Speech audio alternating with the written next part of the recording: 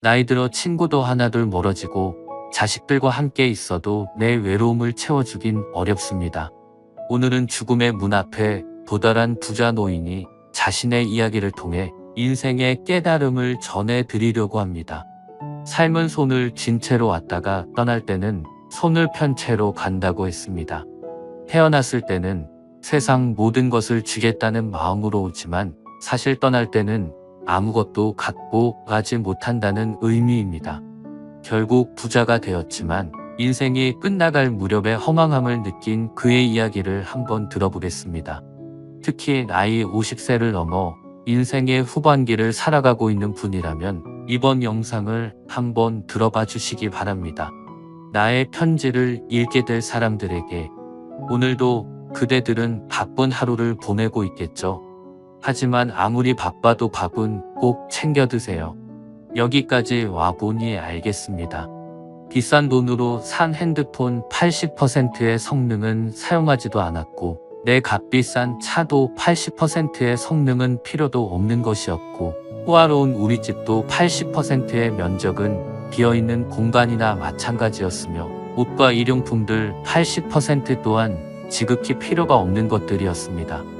살아보니 인생은 경기장과 같더군요. 전반전은 학력과 지위, 권력과 돈을 가지기 위해 애써 살아왔고 그런 것들이 높고 많으면 이기는 것인 줄 알았지요. 하지만 후반전은 다릅니다. 전반전의 승리를 위해 청춘을 바쳤던 하나밖에 없는 몸. 후반전에는 혈압과 혈당, 당뇨와 유산을 낮추기에 급급했습니다. 전반전은 나보다 높은 상사의 명령을 따라야 했고 후반전은 나의 명줄을 잡고 있는 의사의 명령을 따라야 했습니다. 이제야 알겠더군요. 전반전에서 높이 쌓았던 모든 것들이 잘못하면 후반전에서 누릴 수가 없다는 것을 하물며 경기도 중간에 쉬는 시간이 있거늘 나도 쉬어가며 갔어야 했던 것을 전반전에서 앞만 보고 정신없이 살았던 날들 이제는 씁쓸한 추억으로 남았습니다. 나의 편지를 읽는 아직은 건강한 지인들에게 딱히 아픈 곳이 없어도 잠자는 거 아까워하지 말고 음료수만 좋아하지 말고 물도 많이 마시고 괴로운 일 있어도 훌 털어버리며 양보하고 베푸는 삶도 나쁘지 않습니다. 돈과 권력이 있어도 교만하지 말고 부유하지 못해도 사소한 것에 만족하며 필요하지 않아도 휴식할 줄을 알며 아무리 바빠도 움직이고 또 운동하세요.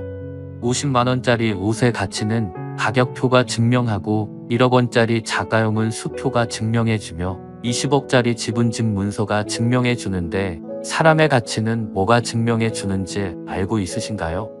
바로 건강한 몸이랍니다. 건강에 들인 돈은 계산기로 두드리지 마세요. 건강할 때 있는 돈은 자산이라고 부르지만 아파서 병원에 누워 있으면 그대가 쥐고 있는 돈은 그저 유산일 뿐입니다. 세상에 당신을 위해 차를 몰아줄 기사는 얼마든지 있고 당신을 위해 돈을 벌어줄 사람도 얼마든지 있습니다. 하지만 당신의 몸을 대신해 아파줄 사람은 결코 없답니다. 물건을 잃어버리면 다시 찾거나 사면 되지만 영원히 되찾을 수 없는 것은 하나뿐인 생명입니다. 내가 여기까지 와보니 돈이 무슨 소용이 있는가? 내가 죽으면 나의 호화로운 별장은 내가 아닌 누군가가 살게 되겠지요. 내가 죽으면 나의 고급차 열쇠는 누군가의 손에 넘어가게 되겠죠. 많은 재물의 욕심은 나를 그저 탐욕스러운 늙은이로 만들어 버렸다네. 내가 한때 자랑으로 알고 쌓았던 많은 것들, 돈과 권력과 지위도 이제는 그저 짐에 불과할 뿐.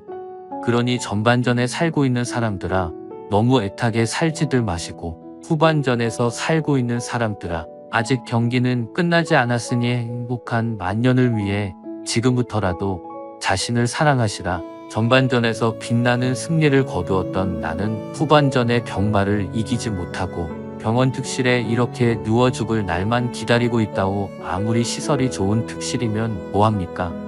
허름한 농촌 경로당보다 못하단 걸 알려주고 싶어요. 그래도 이 편지를 지인들에게 전할 수 있음에 따뜻한 기쁨을 느낀답니다. 바쁘게 세상 살아가는 그대들 자신을 사랑하며 살아가기를 힘없는 나는 이제 마음으로 그대들의 행운을 빌 뿐이라오. 누구보다 먼저 웃고 많이 웃는 행복한 나날들로 가득 채우시길 바랍니다.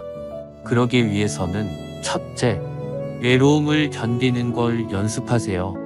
혹시 여러분은 사람들이 나이가 들면 가장 두려워하는 것이 무엇인지 아시나요? 대부분 남성은 혼자 남는 것이, 여성들은 돈이 부족한 것이 가장 걱정스럽다고 대답했습니다. 생계에 대한 걱정과 외로움에 대한 걱정은 어쩌면 인간의 본능일지도 모릅니다. 그러나 남녀를 떠나서 대부분의 사람들은 혼자가 되는 것을 견디기 힘들어합니다. 그래서 그 두려움을 없애기 위해 가까워지지 말아야 할 사람과 가까워지기도 하고 주변 사람들에게 의존하고 집착하기도 합니다. 그러다 보면 잠깐의 외로운 감정을 피할 수 있겠지만 오히려 더 괴로운 인간관계를 만들어내기도 합니다. 이것은 자신과 타인에게 모두 상처를 주는 것입니다. 외로움은 피할수록 더 강하게 다가오고 자신을 나약하게 만듭니다. 나의 두려움과 외로움을 스스로 극복하지 못하고 타인에게 기대서 해결하려는 이유 때문일 것입니다. 인간관계를 유지하는 것이 인생에서 가장 어렵다고 말하는 분들이 많습니다. 사실 이것은 남녀노소를 불문하고 전 연령층에서 공통으로 겪는 문제입니다. 그러나 이것의 근본적인 문제는 나의 외로움일지도 모릅니다. 인간의 불행은 혼자서 외로움을 견디지 못하는 것에서 비롯된다고 생각합니다. 외로움을 견디지 못하고 관계에 휘둘리는 사람은 평생 다른 사람의 기준에 따라 살아갈 뿐입니다. 이렇게 외로움을 피하려고만 하는 사람은 마음속에 괴로움이 쌓입니다. 그래서 결국 작은 일에도 큰 상처를 받고 타인에게 집착하게 됩니다. 그러나 외로움을 받아들일 줄 아는 사람은 추운 겨울에도 꺾이지 않는 나뭇가지처럼 굳기 때문에 오히려 인간관계에서 강한 모습을 보여줍니다.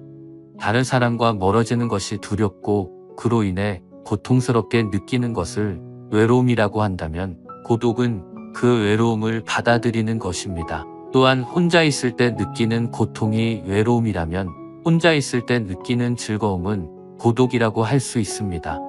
외로움은 우리의 선택이 아니라 우리의 운명이지만 고독은 우리의 운명이 아니라 우리의 선택입니다. 외로움은 우울증의 원인이 될 수 있고 고독은 낭만적인 한편 일시의 소재가 될 수 있습니다. 외로움은 술에 취해 잊으려 하지만 고독은 술에 취해 추억하며 웃을 수 있습니다. 외로움은 혼자 있는 것을 원치 않는 상태에서 발생하는 것이고 고독은 혼자 있는 것을 원하는 상태에서 발생하는 것입니다. 혼자 있는 것을 즐기는 능력을 갖추면 건강한 인간관계와 내 인생의 주체성을 얻을 수 있습니다. 혼자 있는 능력이란 세상과 단절되는 것을 의미하는 게 아니라 혼자의 시간을 즐기며 자신에 대해 깊이 생각할 수 있습니다. 이 세상에는 영원한 것은 없으므로 인간관계에 집착하지 않고 여유롭게 대할 줄 알아야 합니다. 그러면 외로움에서 벗어날 수 있습니다. 인연이 닿으면 자연스럽게 멀어지는 사람도 있고 내가 노력하지 않아도 자연스럽게 가까워지는 사람도 있습니다. 이것은 삶의 당연한 법칙이고 이치입니다. 나이가 들면서 혼자 있는 것이 두려운 이유는 늙어서 자신이 외롭고 아플 때 도와줄 사람이 없을까봐 걱정되기 때문일 것입니다. 혼자 지낼 줄 모르면 다른 사람의 시간과 관심을 바라게 됩니다. 나에게 먼저 연락하지 않으면 타인이 나를 신경 쓰지 않는다는 불만이 생깁니다. 그러면 주변 사람들을 비롯해 자식과의 관계도 힘들어집니다. 여기에 고집과 성미가 나쁘면 관계가 걷잡을 수 없을 만큼 틀어져서 결국 나를 위로해 줄 사람이 한 명도 남지 않게 됩니다.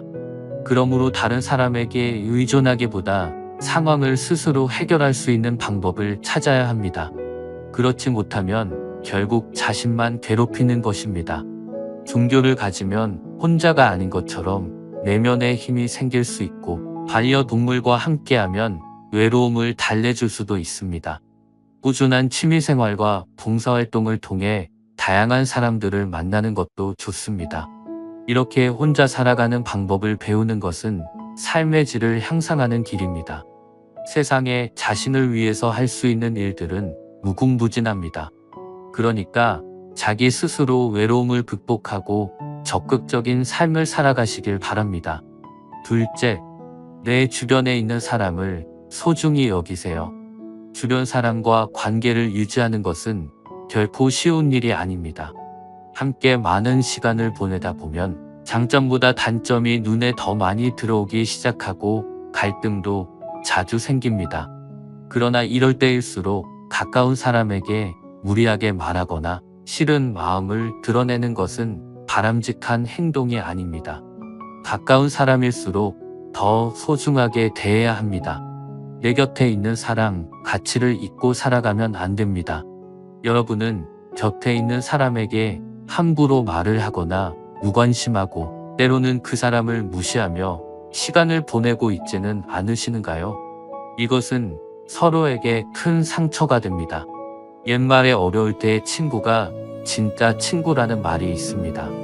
그만큼 내 주변 사람이 부족하거나 모난 부분이 있어도 아끼고 챙기며 그 사람이 좋은 방향으로 나아갈 수 있도록 도와주어야 합니다. 특히 사랑하는 사람에게 하지 말아야 할 말을 하는 실수를 저지르지 말고 예의 바르고 다정하게 말해보세요. 나에게 돌아오는 것은 몇 배 더 큰 따스함일 것입니다. 어떠신가요? 우리가 남은 인생을 어떻게 살아가야 할지 깨달음을 얻어가셨으면 좋겠습니다. 이제 우리의 삶은 시작입니다. 그 시작에서 하루하루 배움이 있고 철학이 가득하시길 바랍니다. 이 영상을 같이 보고 싶으신 소중한 분들에게 공유 부탁드리며 오늘 영상이 마음에 드셨으면 구독과 좋아요 부탁드립니다. 철학저택이었습니다. 나에게 아무렇지 않게 상처 주는 사람이 있는가?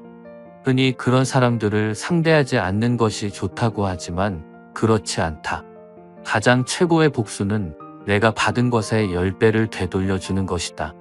하지만 사람은 고쳐 쓰는 것이 아니라고 했다. 검은 머리 짐승은 고쳐 쓰는 것이 아니다. 나에게 상처 준 사람에게 내가 할 수 있는 것은 내가 제일 잘 먹고 건강하게 잘 사는 것이다.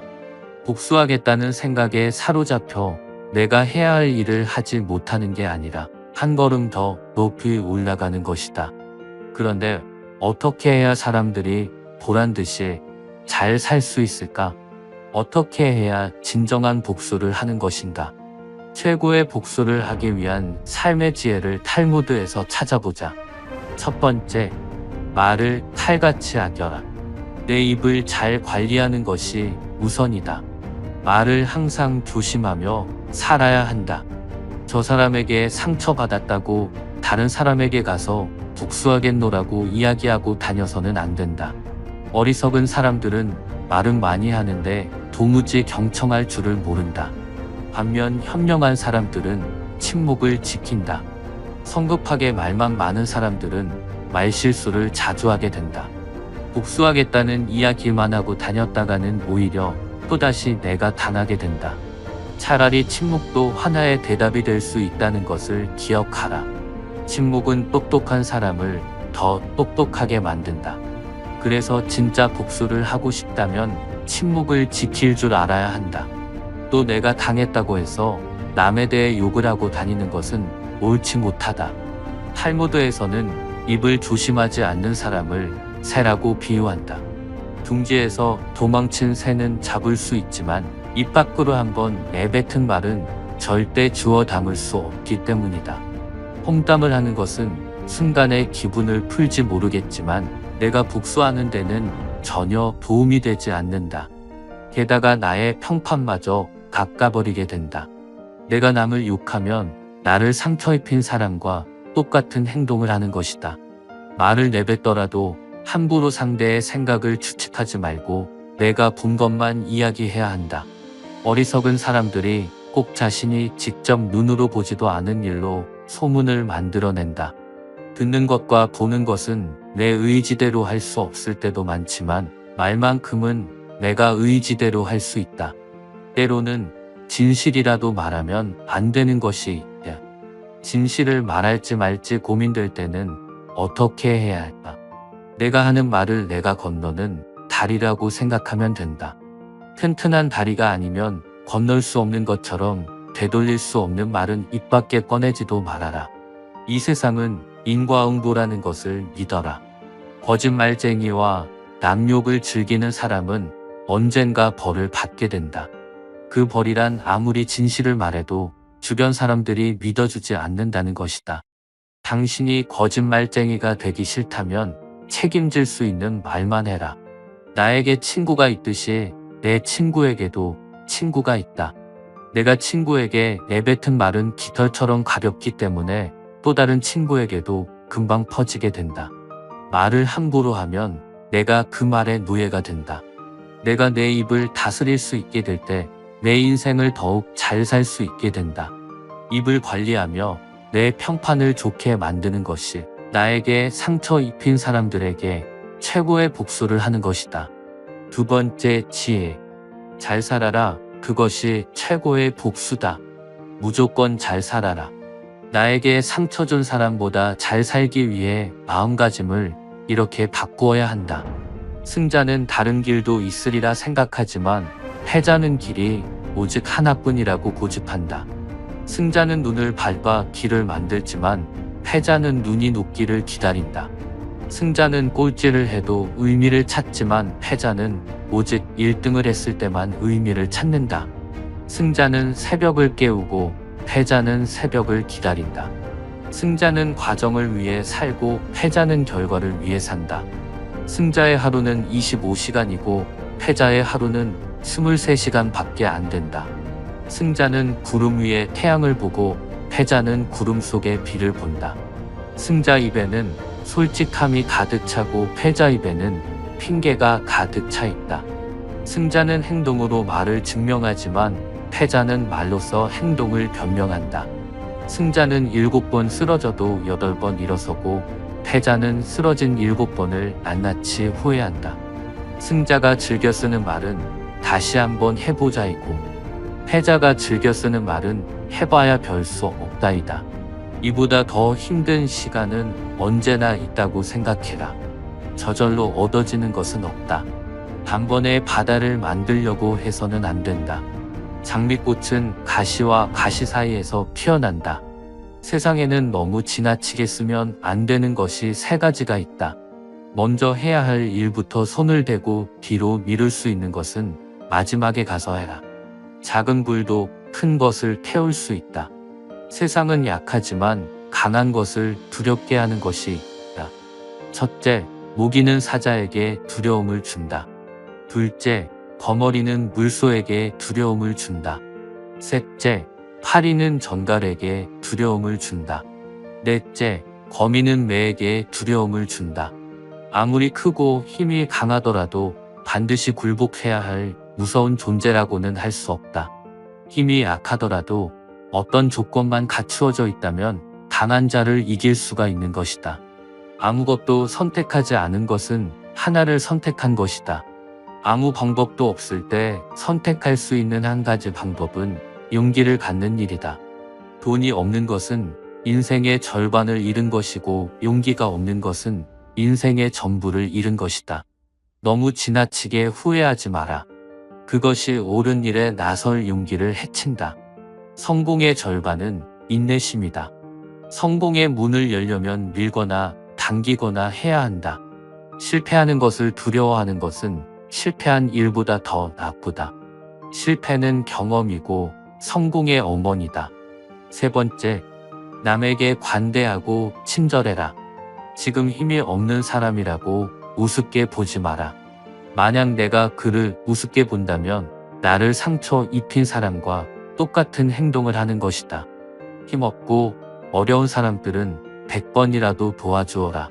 오히려 내가 경계해야 할 사람은 인성이 안 좋은 사람이다. 성격이 안 좋은 사람들은 고마워도 고맙다고 말할 줄 모르고 미안해도 미안하다고 말할 줄 모른다. 당신만큼은 다른 사람에게 상처 주고 싶지 않다면 마음으로만 고맙게 생각하지 말고 입 밖으로 고맙다라고 이야기해라. 슬프고 힘들어하는 사람들은 작은 일에도 예민해진다. 어려운 상황에서 살아가는 사람들에게 늘 관심을 가져라. 내가 도와줄 수 있는 영역이면 크게 무엇이든 고민하지 말고 도와주어라. 절친한 친구가 당신을 배신할 때도 있을 것이다. 그럴 땐 너무 화가 나서 친구의 멱살을 잡을까 생각이 들기도 한다. 하지만 싸우고 싶은 마음이 들어도 먼저 싸움을 포기하는 것이 더 고상한 행동이다. 싸움으로 얻을 수 있는 이득이 도대체 무엇이 있는가? 원한을 풀기 위해 끝까지 싸워도 마음이 편해지지 않을 것이다. 차라리 속 좁은 상대를 마음 넓은 내가 용서하고 넘어가라. 모든 사람으로부터 배울 수 있는 사람이 세상에서 가장 강한 사람이다. 남에게 복수를 하기 위해서는 그 전에 나에게 잘해주는 사람을 절대로 저버리지 말아라. 그런 사람은 평생에 한 번 만날까 말까인 사람이다. 세상에는 바보들이 참 많지만 그런 바보들이 있기에 내가 현명해질 수 있는 것이다. 그러니 다른 사람이 나에게 잘못을 저질렀더라도 넓은 아량으로 눈 감고 넘어가 줘라.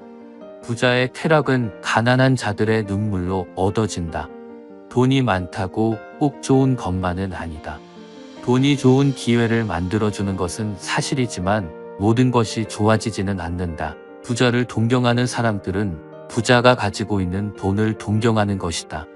재산이 많은 사람들은 걱정거리도 그만큼 늘어난다. 여기저기서 돈 빌려달라고 난리를 치기 때문이다. 돈은 수치도 아니지만 명예로운 것도 아니다. 인간은 태어날 때 두 손을 꼭 쥐고 태어난다. 그러나 죽을 때는 두 손을 펴고 죽는다. 이 말은 도대체 무슨 의미인가? 태어날 때는 세상 모든 것을 움켜쥐고 싶어 하지만 죽을 때는 누구나 빈손으로 떠난다는 말이다. 하지만 돈은 살아가는데 없어서는 안 된다는 사실을 부정할 수는 없다. 탈무드에서는 부자가 되기 위한 방법을 이렇게 이야기한다. 겨울에 따뜻한 난방을 위해 사용해야 할 돈을 여름에 탕진하지 말아라. 또 고깃국을 먹고 빚쟁이한테 도망다니는 삶을 사는 것보다는 차라리 굶고 떳떳하게 걸어 다니는 게 좋다. 매일 할 일은 오늘 하고 오늘 먹을 것은 내일 먹어라. 몸은 마음에 의존하고 마음은 돈에 의존한다. 돈을 사랑하는 것만으로는 부자가 될 수 없다. 돈이 나를 사랑하게끔 만들어야 한다. 사람을 상처받게 하는 것이 세 가지 있다. 번민, 말다툼, 그리고 텅 빈 지갑이다. 그 중에서 텅 빈 지갑이 가장 크게 사람을 상처 입힌다. 돈이나 물건은 그냥 주는 것보다도 빌려주는 쪽이 낫다. 남에게 돈을 빌려줄 때는 증인을 세우고 선을 행할 때는 아무도 보지 않는 데서 하라. 성품이 나쁜 사람은 이웃 사람의 수입에 마음을 쓰면서 자기의 낭비에는 마음을 쓰지 않는다. 두툼한 지갑이 좋은 것만은 아니지만 텅 빈 것 역시 좋은 것도 아니다. 돈은 기회를 만들어준다. 돈은 모든 것을 좋게 하지도 않지만 모든 것을 나쁘게 하지도 않는다. 부자를 칭송하는 것은 부자를 칭송하는 것이 아니라 부자가 가지고 있는 돈을 칭송하는 것이다. 재산이 많으면 걱정거리가 그만큼 늘어나지만 재산이 전혀 없으면 걱정거리가 더 많다. 가난이 수치는 아니지만 그렇다고 명예도 아니다. 인간에게 필요한 것은 의식주다. 그러나 그 의식주는 결국 돈으로 마련한다. 돈이란 그것을 가지지 못한 사람에게는 매우 소중해 보인다. 돈은 쫓으면 달아나고 없다고 생각하면 따라와 자연스럽게 모인다. 몸은 마음에 의존하고 마음은 돈에 의존한다. 돈을 사랑하는 것으로는 부자가 될 수는 없다. 돈이 당신을 사랑하게 만들어야 한다. 나에게 상처 준 사람에게 하는 최고의 복수는 바로 내가 그 사람보다 높은 곳으로 가는 것이다. 그것이 진정한 복수이며 다시는 상처받지 않는 길이다. 그 누구도 나를 무시할 수 없는 위치에 가라. 모두가 너를 우러러 볼 것이다. 반대로 똑같이 갚아줄 생각만 하면서 하루하루를 보낸다면 계속 상처받는 일만 생길 것이다. 당신에게 상처 준 사람에게 하루라도 빨리 복수하고 싶다면 인생의 지혜를 먼저 갈고 닦아라. 요양병원에서 일하는 의사가 남긴 글이 큰 화제입니다. 자신이 담당하던 할머니에 대한 내용이지만 죽음이라는 문 앞에서는 모두의 미래가 될 수 있다고 생각합니다. 요양병원에서 만난 할머니는 변덕스럽고 짜증이 많았다. 투정 부리는 일이 많고 음식을 흘리거나 시설 규칙을 안 따른다고 핀잔을 들으면 오히려 더 소리를 지르고 난리를 치는 노인이다. 양말이나 신발 한 짝을 항상 잃어버려 직원들에게 바보 취급을 당하기도 했다. 어느 날은 간호사가 휴가를 가서 혼자 진료를 보았다. 진료만 하기보다 친근하게 다가가고 싶어서 이런저런 말동무를 해드렸더니 본인 이야기를 하셨다. 할머님은 부모 형제 자매와 화목한 가정에서 지내다가 20살에 결혼하고 25살에 애를 낳았다고 했다. 30대엔 아이들 키운다고 정신이 없고 40대엔 애들을 독립시키고 남편과 함께 행복했다고 했다. 50대엔 손주들이 생겨서 갱년기를 극복하고 다시 한번 삶의 의미를 찾았다고 했다. 그러나 60대부터는 안 좋은 일들의 연속이라고 하소연을 한다. 남편이 죽고 둘 있는 자식은 유산으로 크게 다투고 연락이 거의 끊긴 상태라고 했다. 그러면서 너무 외롭고 힘들다고 부모님을 생각하면서 자기를 조금만 더 따뜻하게 봐달라고 했다. 이 얘기를 듣는 순간 아차 싶었다. 그동안 진료 본 나날들을 반성하게 되었다. 그리고 3개월 후 할머니는 하늘나라로 떠났다. 마지막까지 가족은 오지 않았다. 하늘에서는 사랑하는 사람들과 행복하게 지내길 진심으로 바란다. 하지만 이 세상이 그녀에게 남긴 것은 남은 진료비와 요양비용 청구서다. 이 할머니는 홀로 요양병원에 들어와 힘든 여생을 보내다 간 것 같지만 가족들이 찾아오는 경우도 크게 다르지 않다. 요양병원에 면회 와서 서 있는 가족의 위치를 보면 촌수가 바로 나온다. 침대 옆에 바싹 붙어 눈물 콧물 흘리면서 이것저것 챙기는 여자는 딸이다. 그 옆에 뻘쭘하게 서 있는 남자는 사위다. 문간쯤에 서서 먼 산 바라보고 있는 사내는 아들이다. 복도에서 휴대폰 만지작거리고 있는 여자는 며느리다. 요양병원에 장기 입원하고 있는 부모를 그래도 이따금씩 찾아와서 살뜰히 보살피며 준비해온 밥이며 반찬이며 떠먹이는 자식은 딸이다. 대개 아들놈들은 침대 모서리에 잠시 걸터 앉아 딸이 사다 놓은 음료수 하나 까먹고 이내 사라진다. 아들이 무슨 신주단지라도 되듯이 아들 원하며 금지옥력 키워놓은 벌을 늙어서 받는 것이다. 딸 하나 열아들 부럽지 않은 세상인 것은 그때는 몰랐다. 요양병원에서는 오늘도 우리의 미래가 될 많은 그들이 창살 없는 감옥에서 의미 없는 삶을 연명하며 희망 없는 하루하루를 보내고 있다. 그들도 자신의 말로가 이렇게 될 줄은 전혀 몰랐을 것이다. 자신과는 절대 상관없는 이야기라고 믿고 싶겠지만 그것은 희망사항이다. 결코 남의 이야기가 아니다. 우리는 나이가 들고 서서히 정신이 빠져나가면 어린애처럼 속이 없어지고 결국 원하던 원치 않던 자식이 있던 없던 마누라 남편이 있던 돈이 있던 없던 세상에서 지위가 높던 낮던 잘났던 못났던 모든 분들이 요양원이나 요양병원에서 생의 마지막을 보내게 된다. 그곳은 자기가 가고 싶다고 해서 갈 수 있는 곳도 아니다. 자식에게 떠밀려서 가는 곳이다. 자식들과 대화가 단절되기 시작하면 갈 곳은 그곳밖에 없다. 산 사람은 살아야 하니까. 두고 보면 안다. 그래도 어쩌랴. 내 정신을 가지고 사는 동안에라도 맛있는 것 먹고 가고 싶은 곳 다 보고 싶은 것 보고 하고 싶은 것 하면서 즐겁고 재미있게 살아야지. 기적 같은 세상을 그저 그렇게 보낼 수 없지 않겠는가. 최근에는 90세가 넘은 할아버지가 오셨다. 할아버지는 병이 너무 깊었다.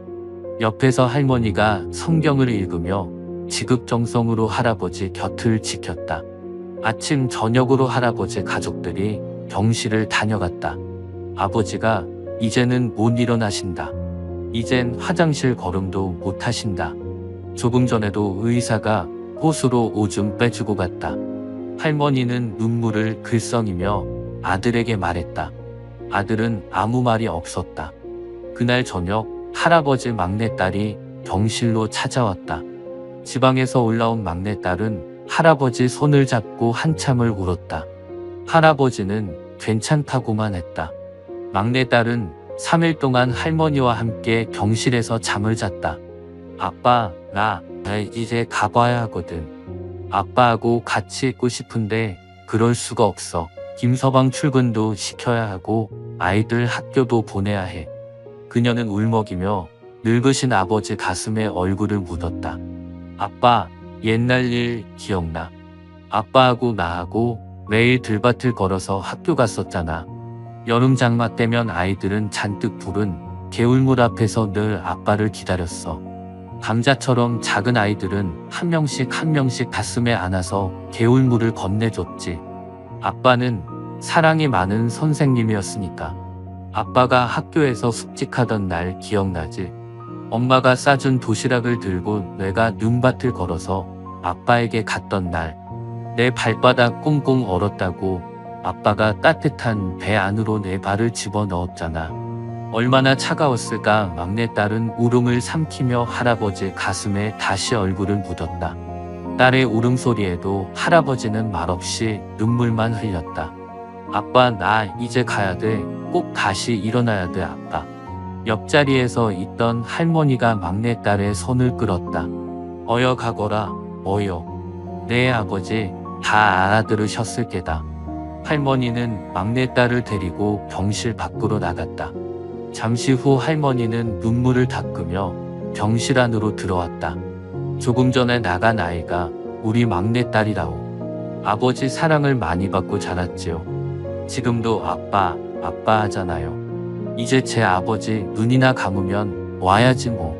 아버지를 끔찍히 좋아했는데 아버지 얼굴을 마지막으로 본다고 생각하니 얼마나 슬펐을까. 바로 그때 할아버지 목소리가 들려왔다. 임자, 임자. 할아버지는 가쁜 숨을 몰아쉬며 일으켜 달라고 했다. 할머니와 나의 부축을 받으며 할아버지는 한 걸음 한 걸음 창가 쪽으로 걸어갔다. 할아버지는 힘겨운 숨을 고르며 창밖을 살폈다. 창문 밖 멀지 않는 곳에 정문 쪽으로 걸어가는 막내딸의 뒷모습이 보였다. 할아버지는 오른팔을 들었다. 딸의 뒷모습을 어루만지듯 할아버지는 유리창을 쓰다듬었다. 딸을 향해 마지막 인사를 하는 할아버지의 눈가로 눈물이 조용히 흘러내렸다. 할아버지와 딸은 결국 이날이 마지막이었다.